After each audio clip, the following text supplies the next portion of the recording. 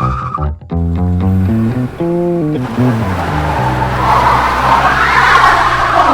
شهر میرین؟ بیاین بالا. سلام، خوبین؟ آره، فقط یکم دلشوره دارم. شما هم بعضی وقتا دلشوره میگیرین؟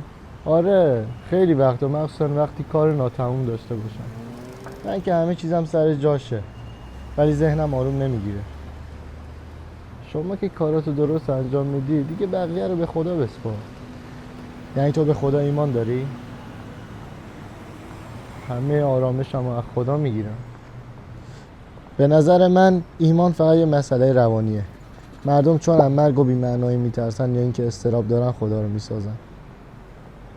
ولی این که یه باور بهت آرامش میده، به خودی خود یعنی دروغ بودنش نیست. ولی این دقیقا شبیه مسکنه. یه راه برای اینکه با اضطراب کنار بیام.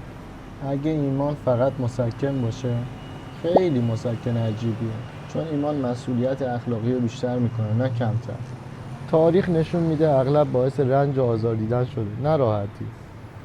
شاید ایمان به خدا فقط تو ناخودآگاه آدمه، یه چیز روانشناختی برای اینکه آروم بشیم. ممکنه به روان آدم هم مربوط باشه، ولی اینکه یه چیز به آدم آرامش میده دلیل نمیشه که واقعی نباشه. مثلا غذا گرسنگی رو رفع میکنه ولی خیالی نیست.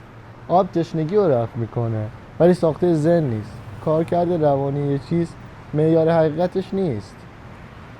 یا شاید ایمان به خدا فقط جبر جغرافیاییه. شاید از جای دیگه بودم به چیز دیگه ایمان داشتم. مثلا توی هندوستان گاو میپرستم. یه 30 میلیون خدا وجود داره.